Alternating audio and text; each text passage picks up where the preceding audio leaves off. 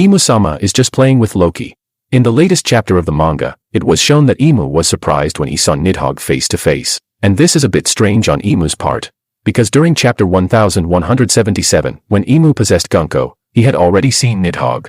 In fact, he even mentioned it together with Joy Boy. He also fought it face to face. Some fans are even theorizing that the reaction was not simple surprise, but recognition, like Imu sensed something deeper inside Nidhogg, possibly connected to the Void Century or even Joy Boy himself. So why would Imu still be surprised when he saw Nidhogg again? Actually, even when Imu first arrived in Elbaf, it was already strange when he asked who the king of Elbaf was. Isn't it that he himself knows that there is no king in Elbaf right now? In fact, he was even the one behind turning Broggy and Dori into devils. And he said that he wanted to make those two the kings. Some readers believe Imu was not asking out of ignorance, but was testing the loyalty of Elbaf and trying to understand who truly holds authority there. So why would he ask who the king of Elbaf is now? Could it be that the reason why the Imu we are seeing now seems like a different personality is because our theory is true, that the devil who started the devil fruits actually possessed the body of the very first sun god?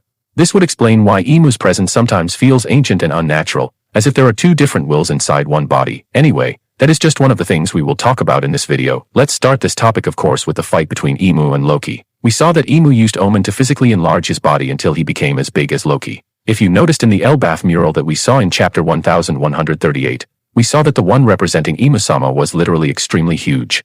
In fact, he was even bigger than the one representing Loki. Meaning, it is no longer surprising that Imu is capable of enlarging his body. This also supports the theory that Imu's true form may not even be human anymore, but something far older and more monstrous. What is surprising is the sword created by Imu. He calls it Nemesis. If you notice guys, unlike normal swords that have blades, which we use as the basis to know if the sword is high grade or if it is a black blade, Imu-sama's Nemesis does not have a blade. It was emphasized that Imu placed Omen at the tip of Nemesis. This means that the blade that pierced Loki's chest was actually the Omen or Imu's black flames. Some fans are even comparing this to mythical cursed weapons, where the real danger is not the sword itself but the dark power surrounding it. I just noticed something here guys, so this is only an assumption and take it with a grain of salt. Just like King who has mechanics with his flames, which Zoro discovered, that if King does not have flames on his back, he becomes faster but his defense becomes weaker. And once he has flames on his back, his defense becomes stronger but he is not as fast. Now, it is possible that Imu also has mechanics like this. But unlike King where it is based on flames, with Imu it could be based on his wings. This would also make sense because Oda often gives top-tier fighters hidden battle mechanics instead of simple brute strength, because if you notice in that attack where Imu did not dodge, he did not have wings. Meaning, he was confident that his defense was high and that he could tank Loki's attack. The same thing happened when they exchanged attacks. Imu also had no wings, but when the time came that he released his wings, it became noticeable that he moved much faster. Loki could barely hit him anymore.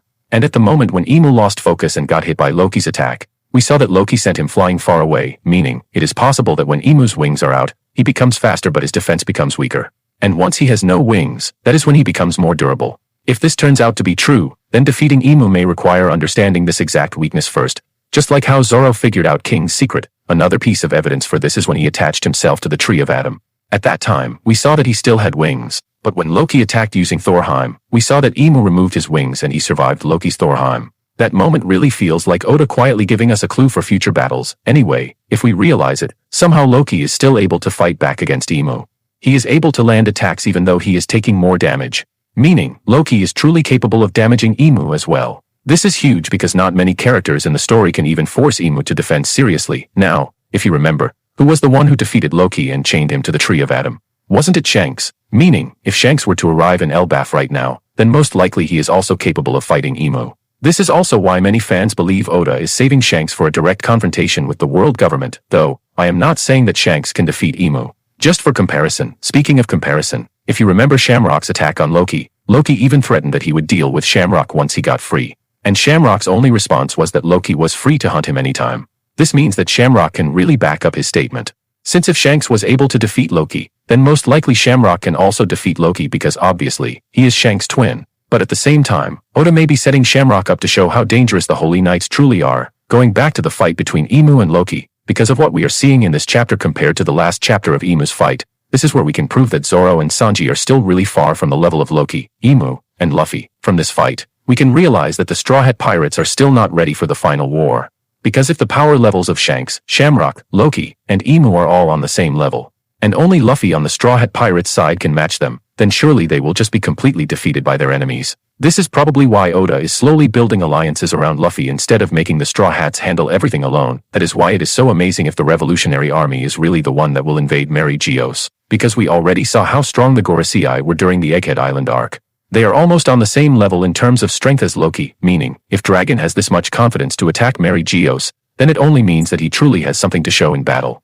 Some theories even suggest Dragon may possess an overpowered devil fruit related to storms or wind, which would explain his mysterious presence throughout the series. That is why it is exciting to see just how strong Luffy's father really is. And lastly, Luffy's scene, we saw that he is still eating until now. And when he finally felt the haki of Imu and Loki, he hurried even more with his eating, as if he was excited to join the fight as well. This perfectly matches Luffy's character, no fear, only excitement when facing stronger enemies. I'm sure that in the next chapters, Luffy will also join the battle. And once that happens, the entire battlefield of Elbaf may completely change. So that is our short analysis video for the latest manga chapter 1181. If you enjoyed this video, then don't forget to press the like button and subscribe to our channel. So that's it for today.